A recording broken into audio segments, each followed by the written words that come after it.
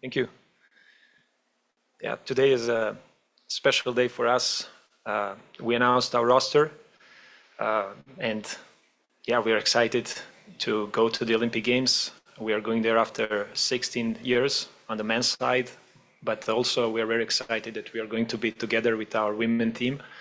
After almost two decades, we'll have both teams representing our country at the Olympic Games.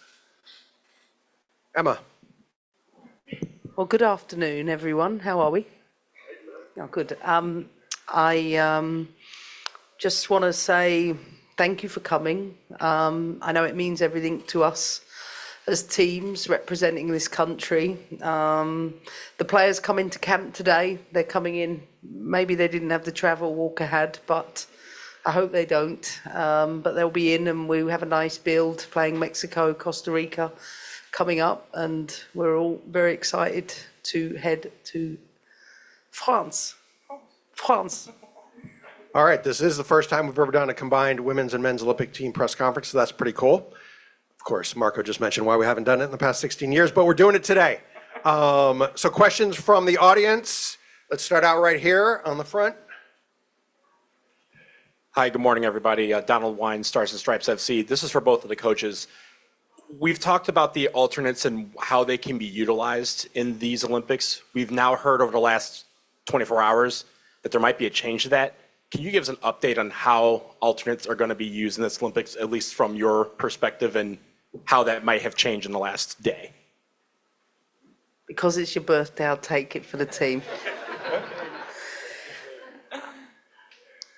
I mean, first of all, I view the fact that there's 22 players going to the Olympics and that we are to prepare every player to be able to perform if required. And the reality with alternates is that if there is a temporary injury to a player on the roster within the 18, that as long as we give 6 hours notice, we're able to make a temporary change, and we can then change that for a following game. So from my perspective, nothing changes.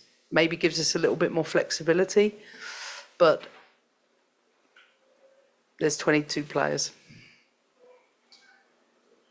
Let's go in the back. Hi, Veronica with Telemundo. This is for the players. What is the first thing that comes through your mind when you think Olympics? Let's go Walker first. Well, I don't have the Olympic pedigree that Lindsay does over there. So for me, first time going to the Olympics, obviously as an overage player on the men's side, my cycle, we didn't qualify. And that's when I thought, my dream is over. I won't have the chance to play in the Olympics. And then as things materialize later this year, just getting this opportunity is amazing. It's something I've always watched growing up, something I've always wanted to participate in. And again, I thought that was over. And so I'm just excited and can't wait to get going in France. Well, first off, hi, everyone. Kind of what Walker just said. I think, one, it's like a World Cup. You get to go represent your nation, your country, but it's so much more. We're sat alongside the men's national team coach and player over here, and we get to represent them as well. We're representing Team USA, and that's what the Olympics is all about. I think that is such a cool and special opportunity for all of us players. Like, we're representing just a little bit more, and we get to cheer on, them and the rest of our country and the rest of Team USA. Let's go with Steph right up front here. Steph Young from The Athletic. Emma, the last time, you had players in camp, you talked about how it was quite compressed. Everyone was trying to learn basically as quickly as possible. Just cram in a lot of information. I'm just wondering, with time to digest, what's the vibe right now in terms of the learnings and getting everybody on board and together? Well, first of all, we come together this evening, so it will be to recap last camp, just to bring everybody back onto the national team page. And then it's just building off that with just some varieties in syllabus to deliver some of the tactical objectives. over a 4-day period and then put that into place come Mexico and take it one game at a time. But we have prepared everything in the background for both the short and the medium term, and just looking forward to building on that. Now the roster's set, and we still have the opportunity with 3 or 4 other training players as well to start observing and looking towards our future too. Happy birthday, Marco. Brian Sharetta, Soccer America. Marco, I'm wondering if you can talk about the concept of getting players released for this tournament and some of the frustrations and some of the challenges and maybe having to change the puzzle many times in your head as you were getting no's or yeses. Could you talk about that process for you, how it was and how difficult it was to put together this team? And did you face a lot of rejections for players? I mean, we all know that it was actually a really difficult process in the last 8 to 10 months. First talking to the clubs and trying to get all the players released. It was, on one side, it was a great experience for me to learn how that works. Yes, there was challenges, but however, we'd end up with a roster that we really believe that can represent us on the best possible way. And I feel very, very good about team that is going to the Paris. Mr. Blum, go ahead. Wait for the mic. Hi, it's Ron Blum from AP. This is for Emma.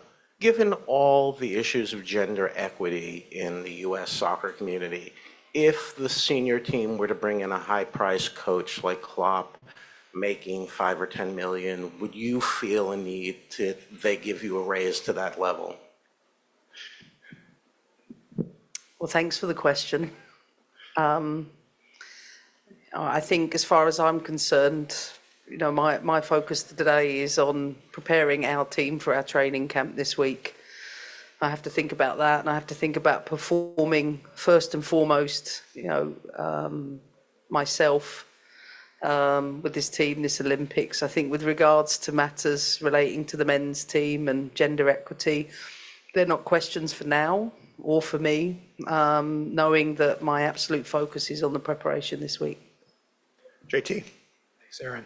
Jonathan Tannenwald of the Philadelphia Inquirer, one for each of the coaches. Marco first.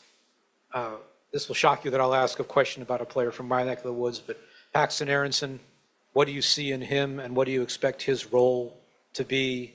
And Emma, Sam Coffey, all the work that she's put in over the last couple of years, narrowly missing the World Cup, now making the Olympics. What have you seen from her so far and what do you hope to see from her at the Olympics? Thanks.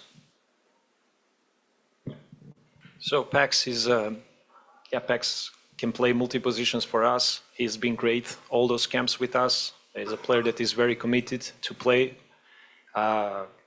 with a 16 field players roster. It's important that you have players that can play multi-positions, and Pax filled almost all 5 spots in a front line. He can play as an attacking midfielder, wide forward, as a forward.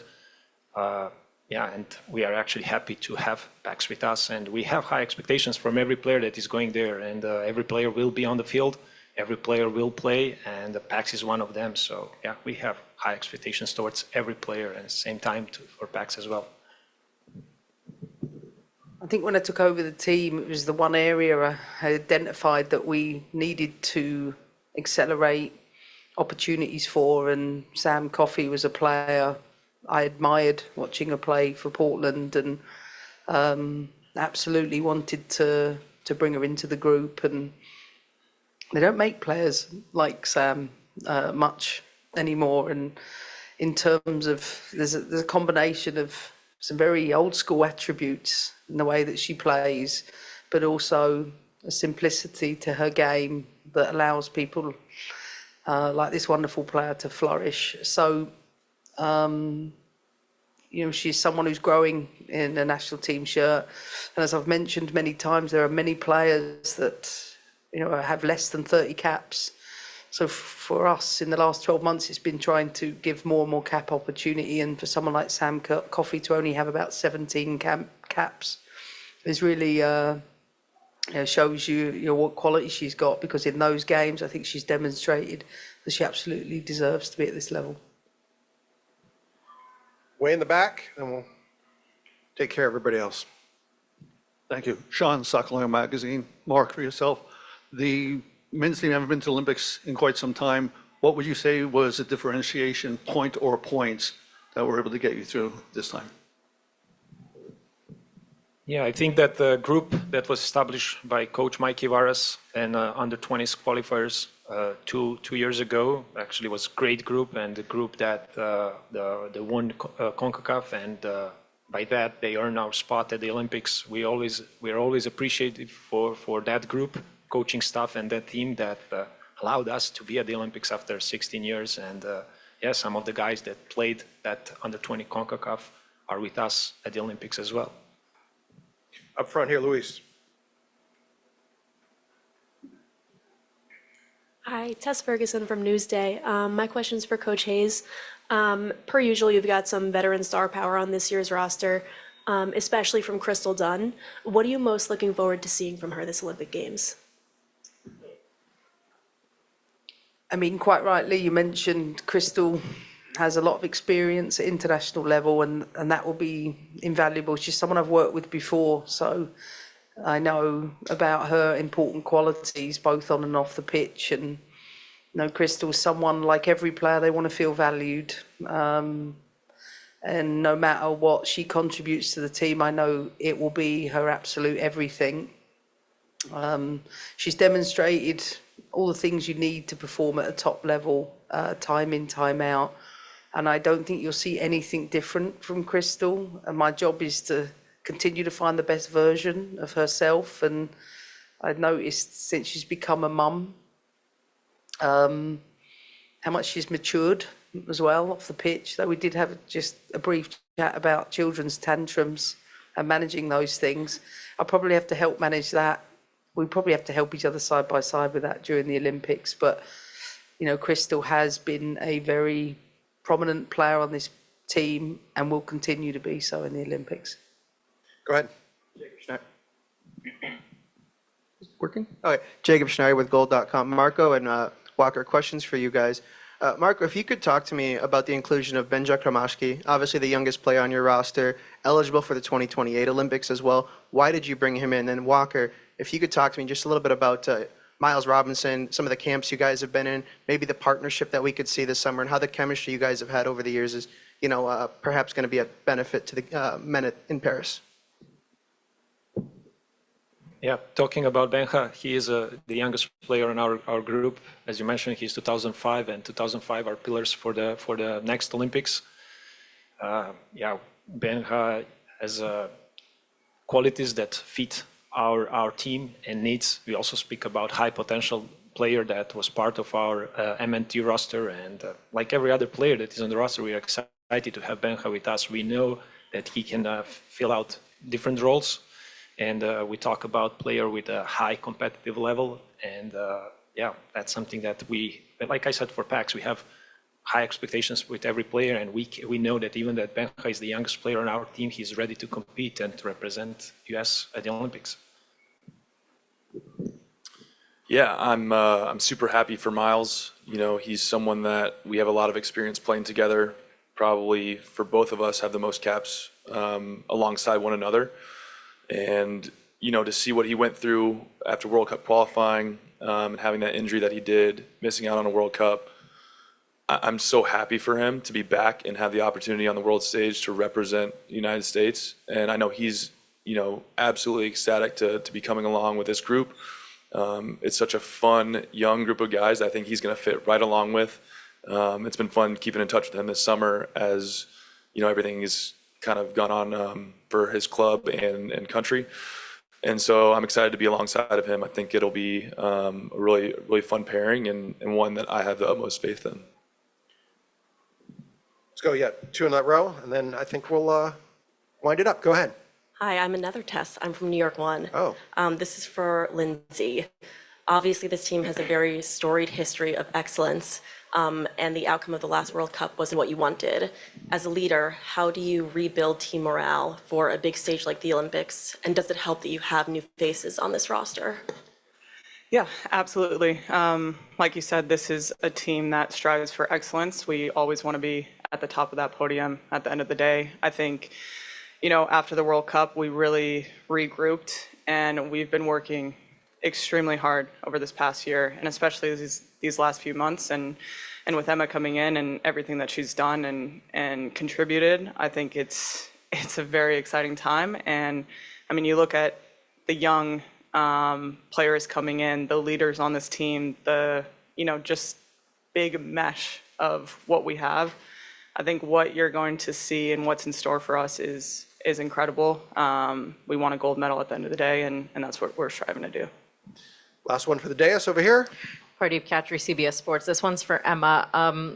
Obviously, the short run up to the Olympics isn't ideal. How are you dealing with that? And right now, considering all of that, do you think the strengths and the weaknesses of this team heading into the Olympics? To be honest, I think dealt with it really well. Had the camp opportunity at the back end of May, which was really helpful, and the staff off the pitch have been working together to create the program from now throughout the Olympics. So I feel we're very prepared to go into this tournament regardless of the short lead-in time, because like Lindsay said, a lot of that work has been done over the last year, reflecting from the World Cup and then putting the roster together bit by bit over the course of the year. So much of that has been done.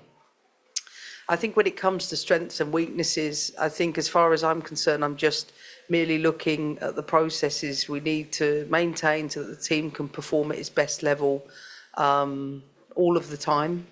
But we also know that you have to build towards that. So getting everybody in camp, getting everybody together, getting everybody playing together, for me, they're the most important things at this moment in time. And we'll start to see how our team shapes up game by game, day by day.